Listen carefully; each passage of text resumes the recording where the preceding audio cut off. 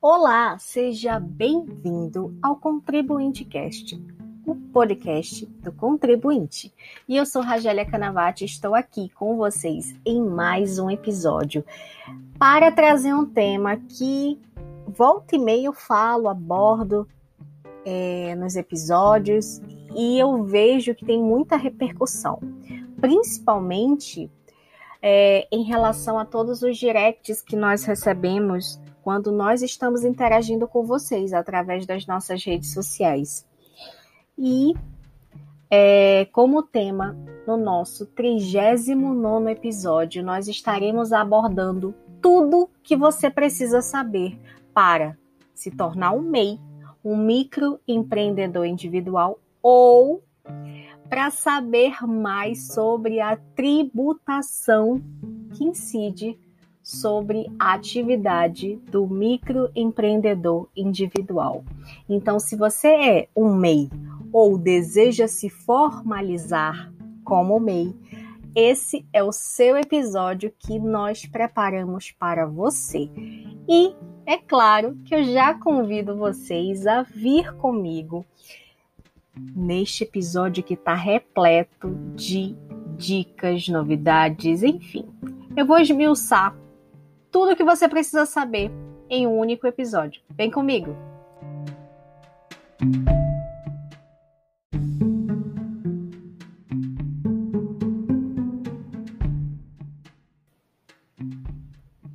E já que nós estamos falando sobre o microempreendedor individual, nada mais justo do que eu te esclarecer o que é ser MEI.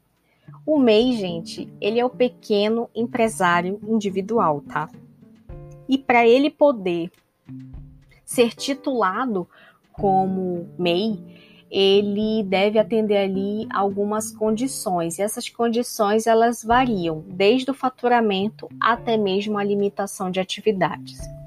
Já que eu falei de faturamento, é claro que a nossa primeira informação é sobre o faturamento, que ele é limitado a 81 mil por ano.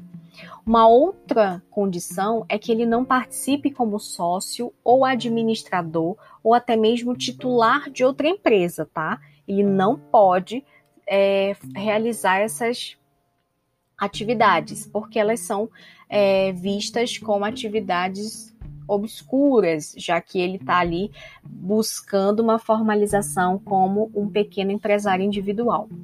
Ele pode fazer ali jus a contratar no máximo um empregado, ou seja, ele também pode gerar empregos, tá? E quanto às atividades, a atividade econômica que ele vai exercer, ela deve estar prevista ali no anexo 6º da resolução do Comitê Gestor do Simples Nacional, número 140 de 2018. E eu já vou logo avisando, ela vai de A a V do nosso alfabeto. Então, já fica a dica para que você possa aí se inteirar um pouquinho mais sobre essas atividades econômicas que são aí permitidas para o MEI. Agora, para que você possa entender um pouquinho mais como é que surgiu a figura do MEI, o microempreendedor individual, ele foi criado através da Lei Complementar número 123 de 2006. Essa lei, que é a Lei Geral da Micro e Pequena Empresa, ela sofreu uma alteração justamente pela Lei Complementar 128 de 2008. Então, essa alteração que veio aí realizar para que a gente, nessa lei da microempresa, a gente fala que é o Estatuto da Micro e Pequena Empresa. Então, ela criou ali a figura do microempreendedor individual. Para que eu possa mencionar um pouquinho mais sobre uma dúvida que é recorrente, é sobre o microempreendedor que busca se formalizar no decurso do ano. Entenda, esse faturamento que eu mencionei no início, de ser uma limitação, tá? É de 81 mil por ano, ele vai de janeiro a dezembro. Então, se o microempreendedor individual ele se formalizar durante o curso do ano, né, ele vai ter ali um limite de faturamento que vai ser proporcional a 6.750 por mês até o 31 de dezembro do mesmo ano. Então, só para que você possa entender como funciona, se porventura o mês se formalizar em junho, ele vai ter ali um limite de faturamento de 47.250, o que corresponde aí, são 6 meses de 6.750. Então, já fica aí a dica relacionada à formalização e em relação ao limite do faturamento que ele é proporcional. Agora eu trago aqui uma importante informação que é justamente para que todo mundo que deseja se tornar um MEI possa entender a importância do estudo prévio antes de qualquer formalização. Por quê? Porque, gente, antes da formalização é necessário que você verifique, porventura, se você recebe algum benefício previdenciário, como, por exemplo, uma aposentadoria por invalidez, um auxílio-doença, um seguro-desemprego, sabe? Por que eu falo isso? Porque, por exemplo, se a pessoa que recebe o seguro-desemprego, ela for formalizada como microempreendedor individual, ela vai ali ter uma suspensão desse benefício. No caso da suspensão, o que ela deve fazer? Ela deve recorrer a um dos postos de atendimento do Ministério do Trabalho. O que a gente indica nesse caso? Procure um advogado tributarista para que ele possa estar ali fazendo a sua defesa perante o Ministério do Trabalho. Uma outra situação, por exemplo, a pessoa que trabalha registrada ali com carteira de trabalho no regime CLT, tudo bonitinho. Se ela for formalizada como MEI, ela pode ser formalizada sim, mas em caso de demissão sem justa causa, tá? Que ela tinha o direito ao saque do FGTS, a seguro-desemprego, se ela for MEI, ela não tem mais seguro-desemprego, então já fica aí o alerta. Uma outra situação, para que seja observado antes da formalização, se a pessoa recebe auxílio-doença, por exemplo, ela, quando formalizada, ela perde o benefício a partir daquele momento, a partir do ato da formalização. Então, tem muita gente que se formaliza e nem percebe quais são os riscos, se possui aí um benefício previdenciário, se está recebendo um benefício previdenciário ou outras coisas do tipo, tá? Por exemplo, eu trago aqui uma outra importante informação, é aquela pessoa que recebe ali uma prestação continuada da assistência social. Esse benefício ali, quando ele se formalizar como o MEI, sendo MEI, ele não perde de imediato. Só que, é claro, ele vai participar ali por uma avaliação do serviço social que vai identificar o aumento da renda familiar e, fazendo ali o levantamento para verificar a necessidade da prorrogação daquele benefício, aquele portador de necessidade especial. Outra questão importante, se a pessoa recebe o Bolsa Família, por exemplo, o registro do MEI, ele não vai causar ali o cancelamento do programa, tá?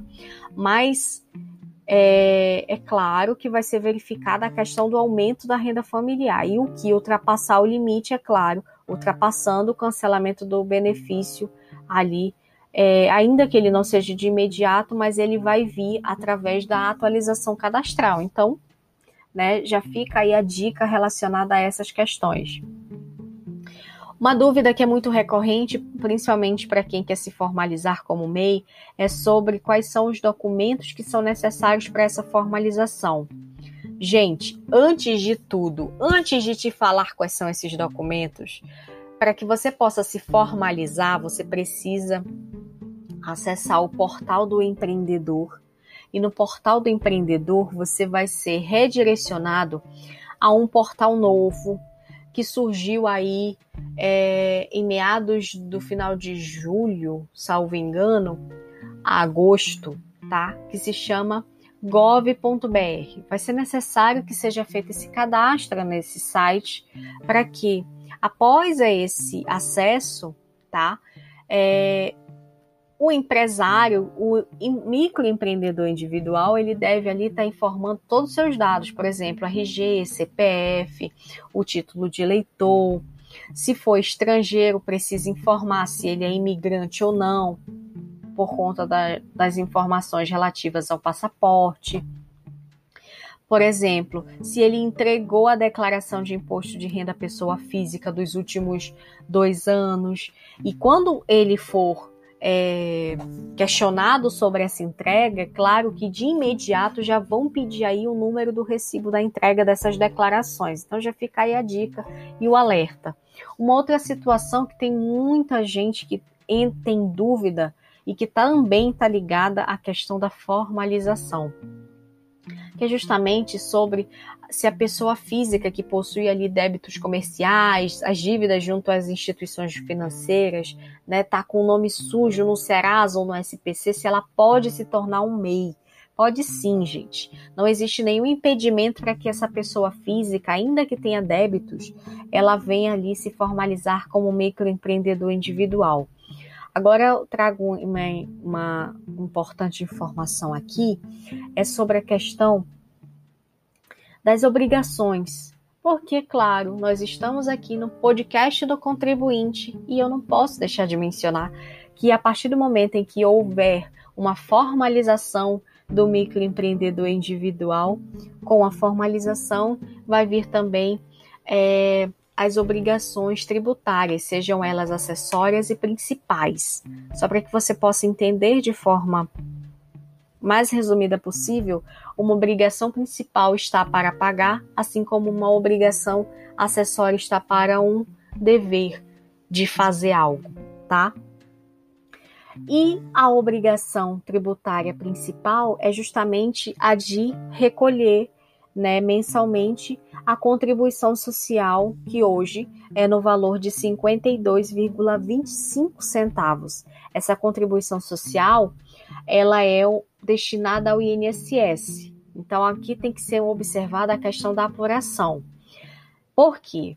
Porque ela vai ser acrescida, ela vai sofrer o acréscimo de R$5 se for prestador de serviço e de R$1 se for comércio ou indústria. Essa apuração e esse recolhimento dessa contribuição é feito através de um carnê. Esse carnê ele é emitido através do portal do empreendedor, por www.portaldoempreendedor.gov.br. Não esqueça do cadastro prévio ali no portal gov.br, certo? Agora, outras questões muito importantes que eu trago aqui é justamente um benefício que o MEI possui, diferente das outras pessoas jurídicas, quando se formalizam. Por quê? Porque esse pagamento dessa contribuição social, como ele é destinado ao INSS, ele é justamente para estabelecer ali uma garantia para que aquele MEI que exerça aquela atividade, ele possa ter o direito à aposentadoria, ao auxílio-doença, à licença maternidade, entre outros benefícios previdenciários, tá? Agora, sobre o tempo, tem muita gente que tem dúvida em relação a se esse procedimento da formalização ele é muito custoso. Eu falo aqui para vocês que hoje em dia, antes tinha até um tempo razoável, mas hoje não. Essa formalização, gente, ela é feita pela internet por meio do serviço Formalize-se. E esse serviço ele está disponível na página inicial do portal do empreendedor. Então é extremamente fácil, simples, em questão de minutos você faz a sua formalização. Agora, claro que eu tenho que te indicar todos os passos. E esses passos, gente, quando a gente pensa em formalizar uma pessoa jurídica, já vem logo na mente, meu Deus, a questão da inscrição do CNPJ, tem junta comercial, tem a questão do INSS, como é que eu vou fazer tudo isso? É muito simples. As inscrições, tanto do CNPJ quanto da junta e até mesmo do INSS, gente, elas são feitas de forma imediata, ou seja, é um procedimento fiscal extremamente célere que você consegue ali com um simples clique, tá? Agora, essa comprovação dessa formalização, que é por meio do documento único, que a gente chama de certificado da condição do microempreendedor individual, e eu já vou logo avisando, guarde esse certificado, pois é ele que formaliza, ele que certifica que você é um MEI, tá? Agora que para ter acesso a esse certificado, ele só é emitido no final do processo em que você está cadastrando ali, se cadastrando, se formalizando. E, é claro, quando você deu o aceite no termo de ciência e responsabilidade. Esse termo de ciência e responsabilidade, gente, ele tem um efeito de dispensa de alvará e licença de funcionamento. Quando a gente fala isso, é de pronto, de imediato, que a partir do momento em que você der o aceite, você, enquanto MEI, já consegue ali exercer a sua atividade de forma imediata. E é claro, como está tudo pela internet, não tem essa necessidade de assinatura, envio de documento, nada, gente. É tudo eletrônico. Então, já fica a dica. Agora, trago uma importante informação que também gera muita dúvida. O MEI, gente, ele não tem contrato social. Ele também não tem sócio. O MEI é um empresário individual, então ele exerce atividade econômica no nome próprio. Então, diferente da Eireli, por exemplo, o empresário individual que é MEI, ele não tem a questão da formalização, a integralização de capital, não tem essa burocracia que a Eireli tem, tá? Mas eu reforço, guarde o certificado da condição de microempreendedor, porque esse é o único documento que vai comprovar o teu registro como MEI. Então, para todos os efeitos, ele substitui ali o requerimento de empresário, tá? Que antes era feito, tá bom? Agora, já que nós estamos falando sobre a constituição de uma pessoa jurídica, é evidente que vai existir aí a questão do nome fantasia, a marca que o MEI vai passar a exercer. Gente, o MEI, ele pode cadastrar o nome fantasia no momento da sua formalização? Pode. Como também pode cadastrar o nome fantasia depois da formalização, na aba Atualize seus dados. Então, quando ele fizer ali a alteração dos dados dele, ele pode informar o nome fantasia. Agora, eu faço aqui uma ressalva, e é uma ressalva importantíssima. Porque não faça nenhum cadastro de nome fantasia sem verificar a questão das regras que são impostas pelo Instituto Nacional da Propriedade Intelectual. Porque esse é o órgão que faz o registro das marcas. Então, um simples cadastro do nome fantasia na junta comercial, gente, ele não vai dar direito a você a usar o mesmo, caso esse nome já tenha sido uma marca com uma outra empresa. Então, presta atenção, tá? Então, caso você, MEI, queira se registrar como um nome fantasia e utilizar uma marca, acesse primeiro o site do INPE, que é www.inpi.gov.br, e lá faça a pesquisa se o nome fantasia já não existe. Se não existir, aí sim você pode realizar a questão da atualização dos seus dados. Se existir, aí fica a seu critério da sua criatividade em função da sua atividade que você vai exercer, nunca esqueça disso. Agora que nós mencionamos sobre a dispensa de alvará e licença de funcionamento, gente,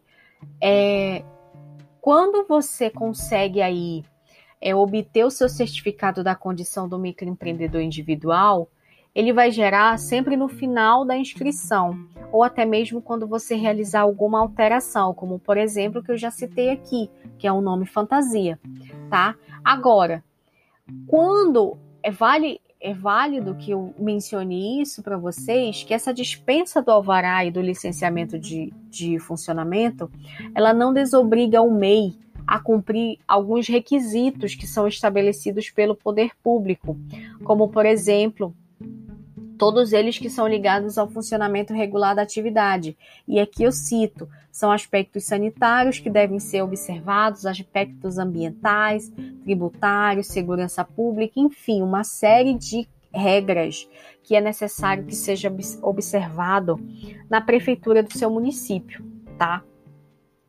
Por quê? Porque, claro, vão existir fiscalizações justamente para verificar o cumprimento desses requisitos pelo fiscal, o famoso fiscal, aquela autoridade pública que está ali responsável pelo estabelecimento, tá?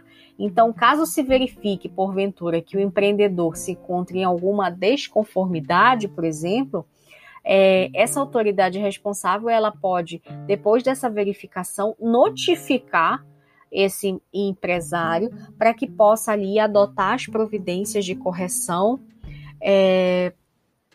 Até pode, gente, e aqui é gravíssimo, não observando, não deixando de cumprir a notificação, o MEI pode ter o cancelamento da sua inscrição, certo?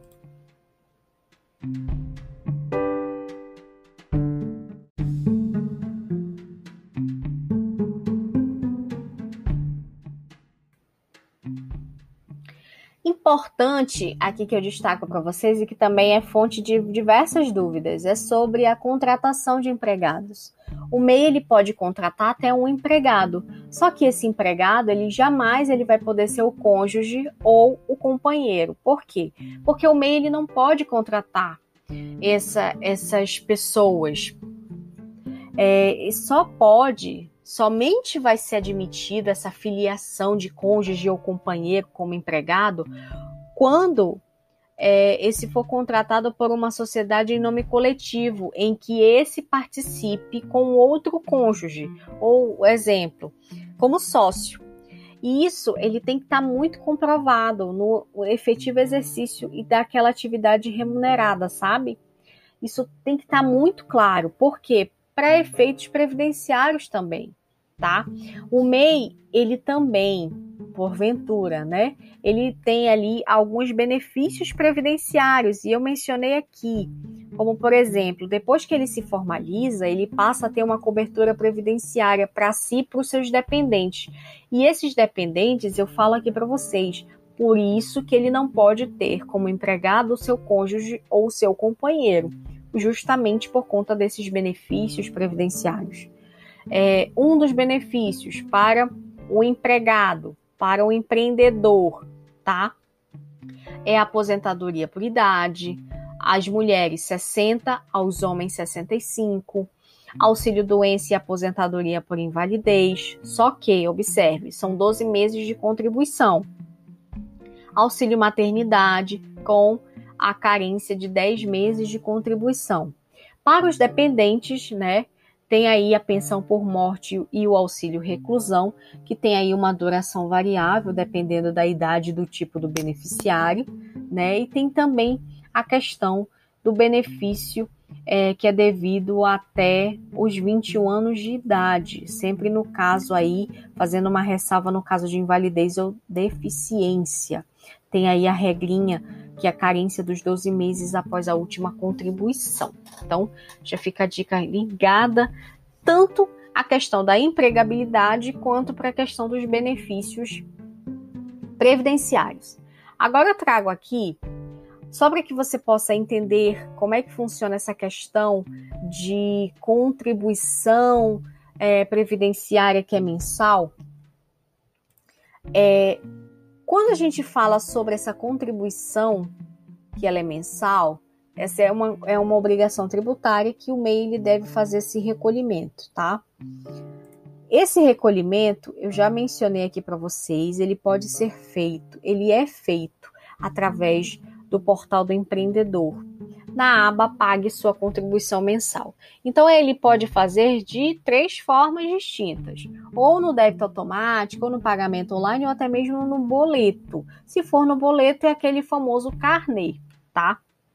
Agora, se o MEI, por exemplo, ele não pagou o boleto no mês, no vencimento, é possível que seja recalculada essa guia que está em atraso? Sim, gente.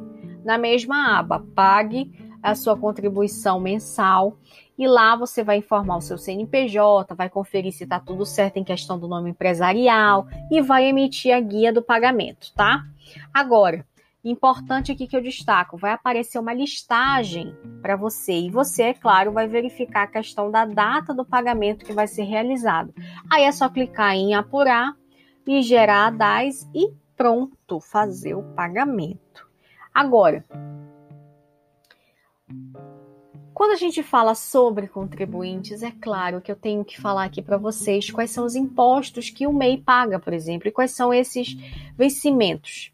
O MEI, quando ele passa a ter a obrigação de contribuir para o INSS, ele vai ter ali o percentual de 5% sobre o salário mínimo, mais R$ 1 de ICMS para o Estado, se ele exercer uma atividade de indústria, comércio ou transportes de carga interestadual, e R$ 5 de ISS para o município, caso ele exerça ali uma prestação de serviço e transporte municipal. Agora, lembre-se, o vencimento desses impostos que a gente fala que é a DAS é todo dia 20 de cada mês, passando para o dia útil seguinte, caso ali ocorra um final de semana ou até mesmo um feriado. E o MEI ele vai fazer esse pagamento desse imposto da seguinte forma: ele vai ali acessar o portal do empreendedor e na aba Carnê MEI DAS. Ali ele vai informar o CNPJ e vai conseguir imprimir todas esses documentos de arrecadação, tá? Tanto de janeiro a dezembro. E ele vai precisar realizar aí durante o ano todo. Esse pagamento ele pode fazer em qualquer caixa econômica, Banco do Brasil, todos os bancos, até mesmo na casa lotérica, tá? Lembrando que é até o dia 20 de cada mês, tá? Agora, se porventura ocorrer aí uma formalização de encerramento, como é que deve ser feito esse encerramento? Para que ocorra o cancelamento da inscrição do MEI, é claro, gente, acesse o portal do empreendedor e lá vai fazer a solicitação da baixa do registro, tá? É tudo digital. Quando for realizar essa baixa no portal do empreendedor, o MEI ele vai preencher uma declaração anual. Essa declaração nós chamamos de DAS-CINEI, CIMEI, de extinção, ou seja, de encerramento. Então, quando ele fizer essa declaração anual, essa declaração, gente, é independentemente da regularização das obrigações tributárias e previdenciárias, tá? Por quê? Porque ali, é claro, vai ter ali o prejuízo das responsabilidades por tais obrigações. Então, a gente já fica aí, já informa que a baixa do registro sem quitação do débito não impede que posteriormente esses débitos sejam lançados e cobrados a título desses impostos, essas contribuições. Então, quando se abre, se formaliza como microempreendedor individual, tem muita gente que esquece de realizar o cumprimento dessas obrigações, tanto acessórias quanto principais, tá? Porque tem aí a declaração anual que tem que ser feita, tá? Então, aí acaba que vivendo numa zona de perigo, porque a qualquer momento ele pode estar ali sendo cobrado, e eu falo, com juros e correção. Então, muita atenção em relação a essa questão. Trago aqui uma informação que volta e meia traz aí dúvidas, que é justamente o caso do MEI que deu baixa no CNPJ, se ele pode abrir na mesma empresa depois de fechada, tá? Isso é uma dúvida muito recorrente. Ele não pode fazer isso. Uma vez fechada, é fechada. O MEI ele só vai poder abrir uma outra empresa com outro CNPJ. Um CNPJ que foi dado baixa, ele não pode ser reaberto. Então, já fica aí a questão dita, né? Porque tem muita gente que faz a baixa do MEI e quer voltar com o mesmo CNPJ, mas novo, somente com o novo CNPJ, tá? Agora, lembra que eu falei para vocês sobre a questão de débitos mensais e aqueles débitos anuais ligados aí a uma obrigação tributária acessória? Se ele ocorrer, se ocorrer débitos, esses débitos, por exemplo, ele pode haver aí uma baixa na empresa? Pode. Ele vai poder baixar, né, se desenquadrar como MEI, só que ele vai ter que pagar a dívida no nome da pessoa física. Então já fica aí algo temerário. Por quê? Porque morreu a pessoa jurídica, mas as dívidas da pessoa jurídica passam automaticamente para a pessoa física. Então a baixa desse registro sem a quitação desses débitos, é claro, volto a falar para você.